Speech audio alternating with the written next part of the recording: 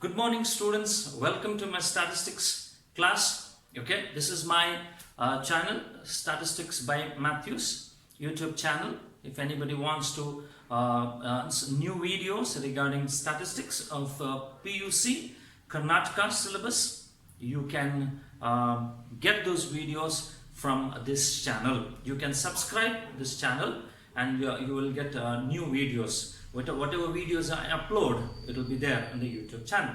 Okay, so anyway, in the previous video, students, I explained to you about methods of collecting primary data. Now, in the field of survey, there are two types of data available to us. There are two types of data, primary data and the secondary data. Okay, the primary data, I told, it's a first-hand data. It's a fresh information collected by the investigator from the informant directly. Okay, and the secondary data is a data available in the field of survey, but we have to borrow the data from somebody else. Okay, they have collected the data for their purpose and we are utilizing it for our purpose. Okay, whatever it may be, may not be complete, but whatever will be, whatever information that they have collected, that we will be utilizing it. That is what is all about the secondary data. Now, in the methods of collecting primary data, I have explained to you all those 5 steps, all those 5 methods, students. Number 1 is a direct personal observation. Number 2 is indirect oral interview. Number 3 is information from correspondence. Number 4 is method of schedules. Number 5 is the method of mailed questionnaire. Right? In that way, I have explained to you all those things. Now, in today's video, let us little bit understand about the one of the method which is called as a method of mailed questionnaire, students. Okay. Now, in this method of mailed questionnaire, what is that we need to do is we need to prepare a questionnaire, and this questionnaire has to be posted to the informant who stays some faraway place. And since you will be having the address, and you can post that questionnaire along with the covering letter to the informant, asking him to fill it in his leisure time or in her leisure time and return back the questionnaire to us by post. And this is what is the method of mailed questionnaire. Okay. So now, in this method of mailed questionnaire, students, most important thing is we need to write a covering letter as well in this. Covering letter. What is this covering letter? Covering letter speaks about you. You, who are you? Okay. You are sending a questionnaire to a XYZ person who stays far away. He may or he may not be knowing you. Okay, in person he may or he may not be knowing you. You have the data with you, or you have collected that address from somebody else, and you are posting that questionnaire to that particular person. He may not know you or he may be knowing you, but whatever it is you. You have to introduce in that letter who you are. What is the purpose of conducting the survey?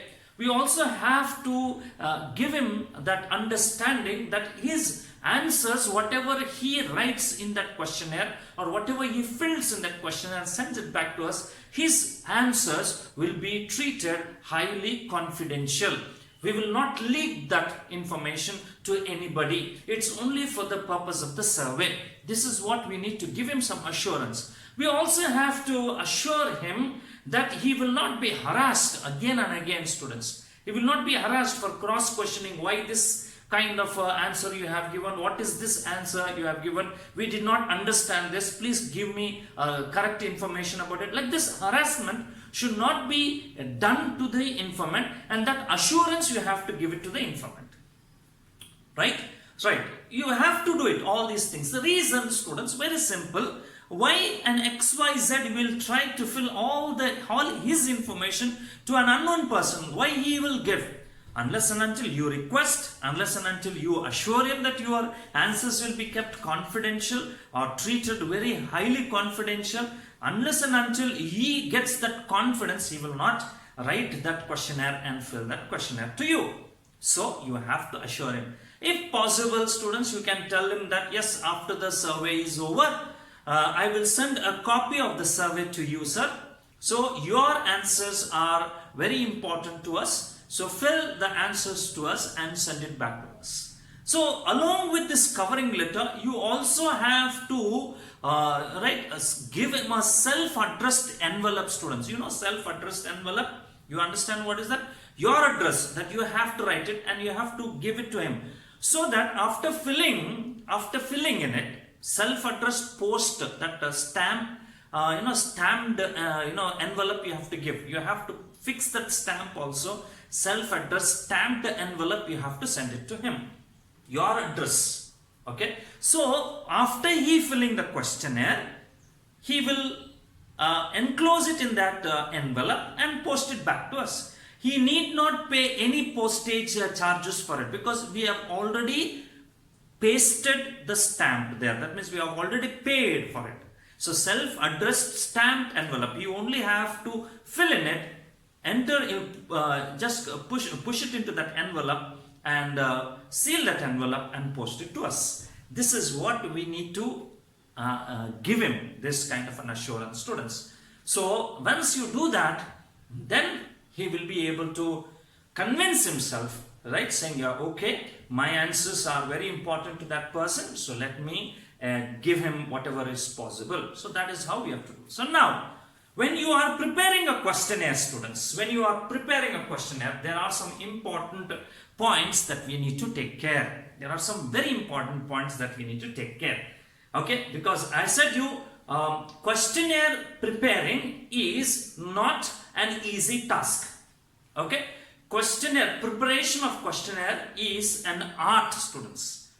The way that you prepare, it should be so beautiful that every person who starts reading it will get attracted and start filling the questions and filling the answers perfectly and sincerely and honestly, and I will post back to us in such a way that we have to do it. So there are some points mentioned in the textbook, students, that we have to take care regarding preparation of questionnaire. What is that? Number one, they said is, when you are preparing a questionnaire, first point they said is, the number of questions should be as less as possible, students.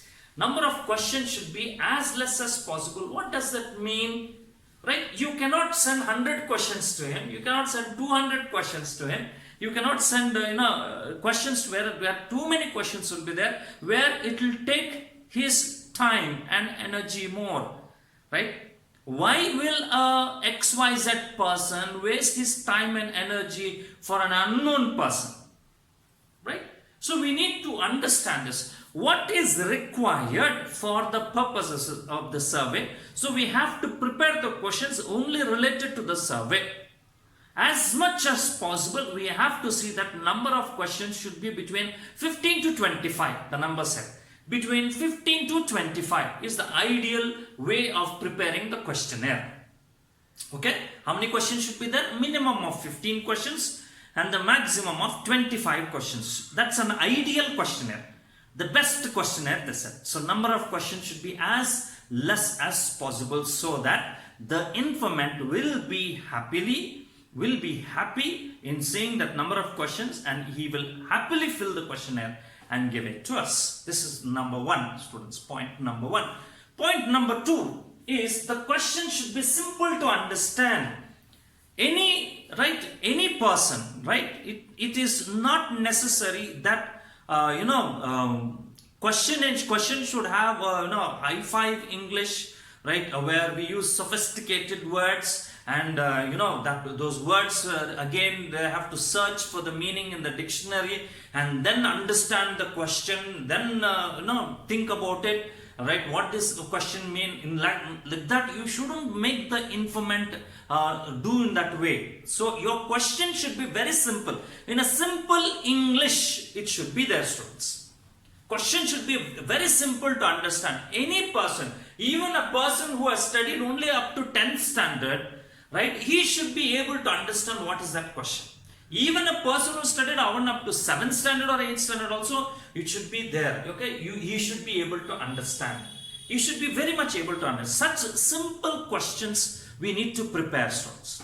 Okay, not with an hi-fi, right, English or higher English, or with different words where they really need to search for the meaning. Right, that's type of questions we shouldn't frame. Number 2 is this. Number 3, question should be logically arranged. Question should be arranged logically. There should be some logic in arranging. There should be some sense, some thinking, right? What you can say, some wisdom should be applied when you are keeping the questions in an order. Okay, so in some of the video I said, when we do the collection of the data, we systematically collect the data. Okay, the same thing here also is applied. So there are 3 types of questions I told you. The same thing is applied here also in questionnaire, students. Okay, see, imagine you are going to collect an income and expenditure of a person. Okay, you are collecting the data from some 10 to 15 families near your area. Okay, so now what you are supposed to do? You go to a family, right? You knock at the door, right? You ask some questions and then start collecting the data, saying that, okay, sir, what is your income, sir? What is your income? Will this be right question? Before you ask, are you employed? Are you employed or are you in the business? Okay, the first question should be that, students. Afterwards comes, what is your income? You understand? Afterwards come what? That is what is logical arrangement. First ask, are you employed? If yes, then go to the next question. What is it? What is your annual income, sir? Then afterwards come, what is the income? What is the expenditure of the house, sir? If you reverse it, it's not logical. Is it right? It's not logical. So make it logical, students. The same thing is applied even for a person who is married. Are you married is the first one. Okay, since how many years you have been married? How many children do you have? This is the type of order that we have to go. If you reverse it, how many children, how many years you have been married? Are you really married? Then see how it happens. It sounds very illogical. It sounds very nonsense. Is it right? So it should not happen like that, students. So your questions should be arranged logically. This is number 3, students. Okay, number 4, answers to the question should be short. Answers to the question should be short. Say for example, the questions will be like this. Are you employed? What will be the answer? Yes or no? Yes or no? That's it. Are you employed? Yes or no? Are you married? Yes or no? Did you finish your education? Are you illiterate? Are you literate? Right? The question will be yes or no. Answers will be yes or no for that. Okay? So in that way we have to prepare questions. Answers to the questions should be short. Okay? 5th one, as far as possible, questions regarding personal matters should be avoided, students. As far as possible, questions regarding personal matters. Personal matters. What does it mean, personal matters? Some sensitive matters will be there, students. Some sensitive personal matters related to the families. It may be related to their properties. It may be related to their religion, that is the faith. It may be. These are some of the sensitive and some of the personal questions. And these type of questions we should avoid, students. We cannot ask him. We cannot ask his faith. We cannot question his faith. If he is believing, right, some religion, we cannot ask him, why do you believe in it? We cannot ask in such a way, right? You understand this? So you be very much careful, students. Whenever you are preparing a questionnaire, do not put any personal questions in it. Personal questions, it may be relating to the properties. It may be relating to their families. Right, and relating to their family disputes. It may be relating to their religion, relating to their faith. It may be whatever it is, students. Please try to avoid such type of questions. Okay, this is another important matter that we need to discuss. Right, 6th one, questionnaire should be attractive. As soon as they see the questionnaire, okay, fine, they should feel attracted. They should get attracted, students. They should immediately get attracted and start, answering the papers. That attraction can be, maybe you can make it in a nice, what you can say, you putting some images, it may be some diagrams, it may be some cartoons, it may be, right, some way that we need to attract it so that it will be fun for him and it will be also, nice. He should feel nice when he's solving the questionnaire. That is how it should be. It should be very much attractive with nice colors, with nice print. Fine, with nice print, some images. I said some kind of right. What is that? Cartoons, right? Or some smileys here and there. We need to apply it and see that it will be very much attractive. Okay, right. Next, questions which require mathematical rigor should be avoided. Right? Some may be good in mathematics, some may be not good in mathematics. Okay, so we should not ask any questions which need some calculations, students, which you need to think about it. Okay, it's a good that if you just give a simple way of calculating, right? Maybe it's income and expenditure, we can ask him to do plus or minus, those things and all are okay. But somewhere some things like for example, I will just give it like this. What is your age as on today? If I say, what is your age as on today? As on today means as on today, a particular day. Today is 11th October, right? 2020. What is the age? That means you have to tell it in the form of years. You have to tell it in the form of months, and then also you have to tell it in the form of days. Is that right? This needs calculation, students. Right? Such questions you should avoid. The best way is what is your how many years you have completed? What is your age? Simple. Right? Answer would be I have mine is 35 years or 40 years or 50 years. They may say, right? I have completed 50 years, I have completed 40 years, I have completed 30 years, I have completed 25 years. This is a very simple way of doing. So you don't need to put that questions which is of calculation, not required. So try to avoid that, students. Okay? Try to avoid that.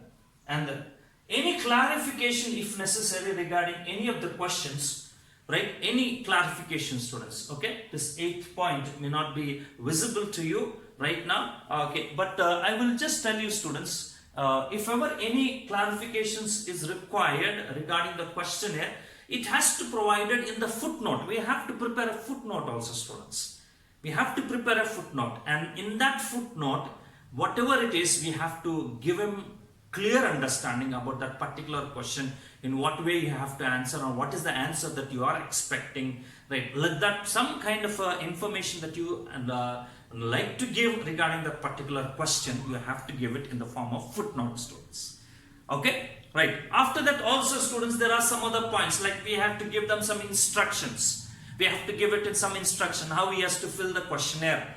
Okay, then we also have to give him the thing that we are asking him to return it at a particular day. You have to tell him in that also, send in a particular time. That also we have to prepare and write it, students, in that covering letter, all that.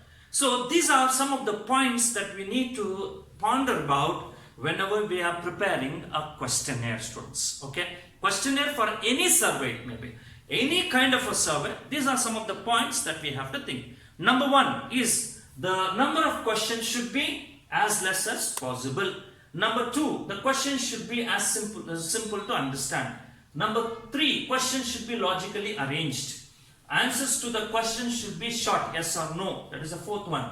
5th one, as far as possible, questions regarding personal matters should be avoided. Questionnaire should be attractive. Questions which require mathematical rigor should be avoided. And if any clarification needed, it has to be given in the footnote, students. Okay, so this is all about questionnaire. I hope you have understood. If you have not understood, you can just text me and call me. I will in detail explain that to you. Okay, thank you. Bye-bye.